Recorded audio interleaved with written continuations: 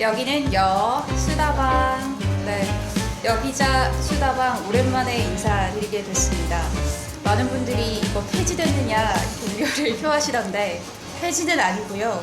여수다방을 1회부터 시청하신 분들은 아마 제 옆에 있는 이분들을 보면 멤버 구성에 약간의 변화를 읽으셨을 겁니다.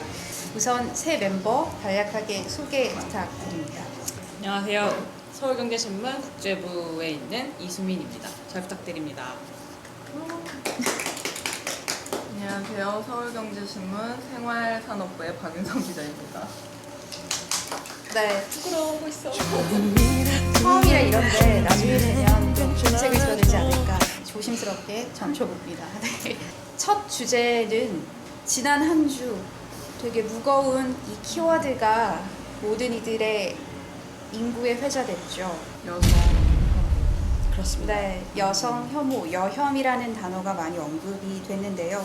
사실 여혐은 뭐 종종 불거졌던 얘기입니다. 하지만 지금 왜 이 시점에 다시 이것이 대두가 됐느냐? 지난 17일 새벽에 발생한 강남 화장실 살인 사건인데 이제 30대 남성 조현증, 정신분열증을 앓던 30대 남성이 아무런 연고도 없는 안면이 없는 20대 여성을 무참히 살해하는 사건이 발생이 됐는데요. 물론 이제 피의자 김모 씨가 이제 경찰 조사 과정에서 여자들에게 항상 무시당했다 뭐 이런 등의 발언이 퍼지면서 끔찍한 범죄를 저지른 배경에 여성 혐오가 자리 잡은 거 아니냐. 그래서 온라인상에서 온오프라인에서 많이 화두가 됐습니다. 그래서 저희 서울경제신문이 그 강남역 10번 출구로 가서 시민들의 영상을 한번 담아봤는데요. 우선 그 영상을 함께 보시고 얘기를 나눠보도록 하겠습니다. 사실 강남이 서울에 살면 안 가본 사람이 없잖아요. 나도 피해자가 될 수 있다는 건데 그걸 상상하면은 되게 무섭고 그리고 되게 사람이 새벽에도 되게 많은 곳이거든요. 거기가. 근데도 그런 사건이 벌어진다는 거에 되게 충격적이었었어요. 이제 기사를 봤는데 남성분들이 이런 일들이 뭐 내 동생한테도 우리 엄마한테도 일어날 수도 있었을 텐데라고 하는 걸 보고 저 사람들은 자기 주변에 있는 여자들이 이런 일을 당할까봐 걱정하지만 여자로서는 이제 그게 내가 될 수도 있겠다고 생각하는 거잖아요. 여성 혐오로 일어난 사건이라는 데에 대해서 어떻게 생각하시는지. 그런 정신질환으로 인한 사람이 이제 자기가 범죄를 저지른 타겟으로 여성을 골랐다는 것 자체가 여성 혐오적 맥락 위에서 발생한 게 아닌가. 본인이 본인을 평소에 무시하던 여성도 아니고 그냥 생판 남을 이렇게 죽였다는 건 그게 맞는 것 같고. 자기보다 상대적으로 약한 사람이에요. 그러니까 그 사람은 여자일 수도 있고 아이일 수도 있고. 근데 아이는 좀 웃기잖아요. 아이를 자기가 공격을 한다는 거. 현대인이 비음을 많이 앓고 있는 원인 중에 하나가 여성의 사회 지출로 인해서 여성들이 집안 청소를 하지 않는다라는 원인을 본 적이 있어요. 여자들이 사회에 많이 진출하면서 되게 어느 정도 지위를 갖게 되고 이런 부분에서 남자들이 그렇게 도달하지 못했을 때 뭐 그런 현상이 있을 수도 있다고 생각하고요. 그래서 여성 혐오? 뭐 대다수의 일은 아니고 굉장히 소수의 일인데 그래서 뭐제 주변에는 일단 못 봤는데 일단 그런 일이 같은 시대에 일어나고 있다고 하는 거 보면 굉장히 좀 우려스럽고 걱정이 많이 되는 상황입니다.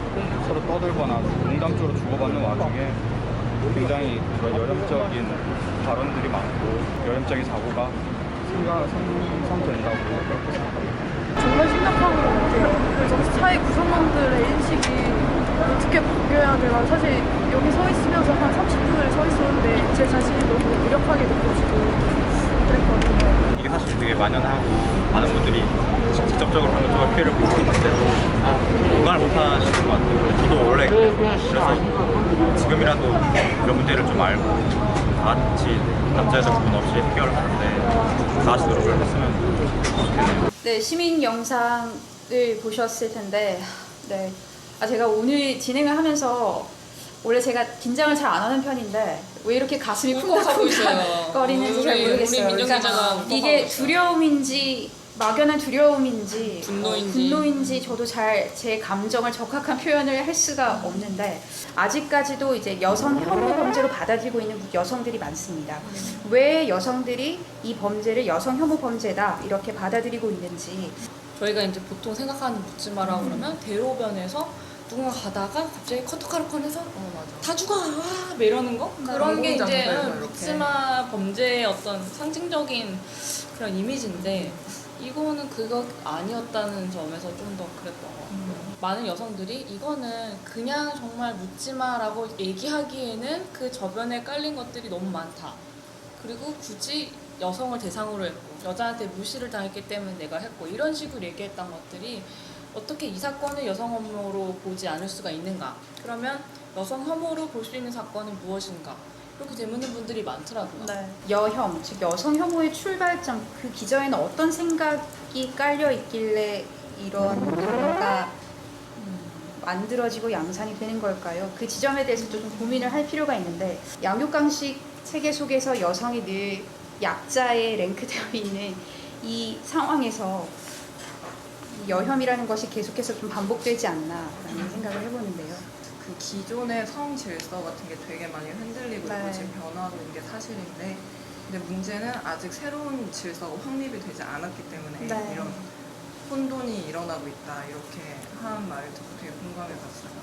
오히려 옛날 같았으면 남자는 남자다워야 돼 라는 논리에 갇혀서 네. 오히려 여성들한테 얘는 지켜줘야지 그러니까 나는 이런 찌질한 소리는 안 할 거야 뭐 이런 식의 어떤 논리가 있었을 수도 있는 것 같은데 요새는 그런 게 아니고 남자 여자가 똑같아 그러니까 똑같이 책임지고 똑같이 의무를 져야지가 되니까 오히려 거기서 출발하는 더 적극적인 공격? 그런 게 있는 게 아닌가 뭐 그런 생각도 들어요. 그래서 과도기긴 한데 이게 과연 긍정적인 방향으로 남성과 여성이 행복한 삶으로 가는 것인지에 대해서는 저는 의문이에요.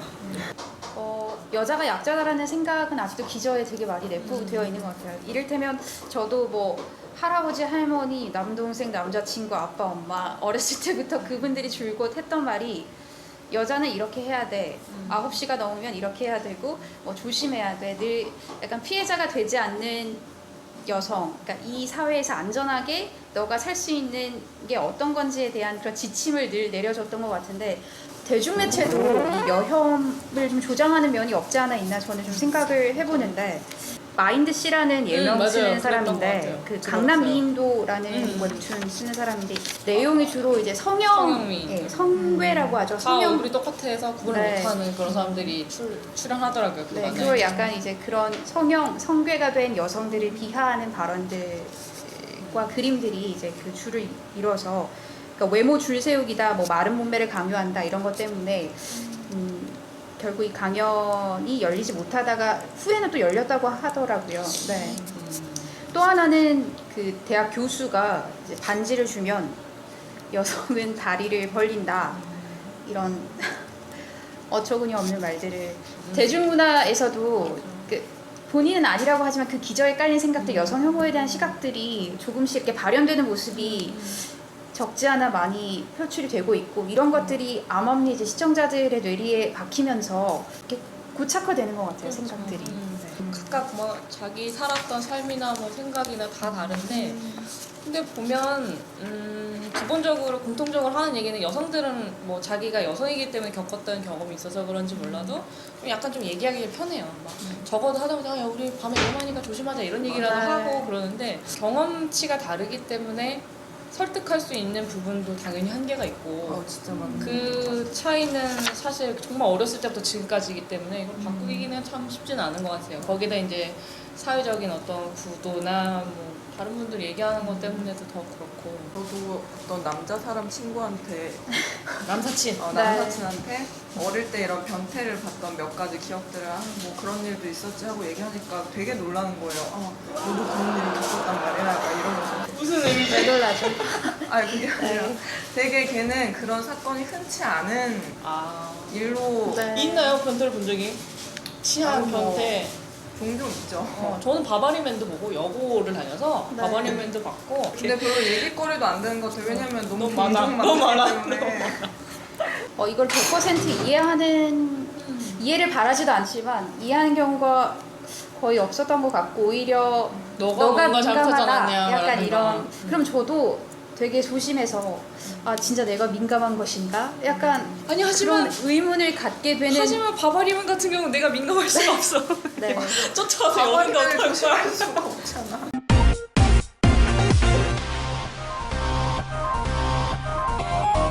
저 같은 경우는 오히려 언론이 묻지마 살인, 뭐 묻지마 범죄 뭐 이런 식으로 몰고 가서 혼돈을 주지 않았나 싶기도 하고 여자가 날 무시했다 이 멘트가 나왔기 때문에 이제 더 그쪽으로 바라보는 시각이 있었던 것 같아요. 사실 그 전에는 그런 보도조차 없었어요. 뭐 그래서 사실 저는 그냥 무슨 원인이 뭘까 그냥 그러고 넘어갔었던 기억이 있는데. 그래서 저는 오히려 우리나라 언론이 이제 언론마다 어쨌든 매체마다 생각이 다르니까 어떤 매체는 이건 묻지마 범죄로 봐야 된다. 어떤 매체는 여성 혐오라고 보는 거고 그 차이가 결국에는 그냥 우리 사회가 이 사건을 보는 시선을 어떻게 뭐랄까 이렇게 그대로 표현하고 있는 건가 아닌가 단적으로 보여주는 게 아닌가 그렇게 생각을 하고 있어요. 그뭐 그런 것도 돌았잖아요. 혐오의 피라미드. 네네네. 한번 보여주시죠. 그냥 이 사건이 일종의 촉매제 트리거가 됐다 뭐 이렇게 볼 수 있는데 앞서도 계속 언급했지만 여혐이라는 거는 뭐 5년 전에도 계속 단어만 그렇게 명확하게 정의 내려지지 않았을 뿐이지 그 화두가 되고 관련 범죄, 뭐 유사 범죄도 많이 일어났었고 사실 데이트 폭력 한창 이슈였는데 그 이면 들여다보면 다 여성을 소유물로 생각하는 그런 범죄자들의 심리가 내포되어 있잖아요. 사실 그 강남역 10번 출구에 이제 추모의 공간이 만들어지고 거기에 이제 붙여놨던 여러 포스트잇 중에 제가 출근하기 전에 한번 잠깐 들려봤었는데 되게 기억에 남는 게 있었어요.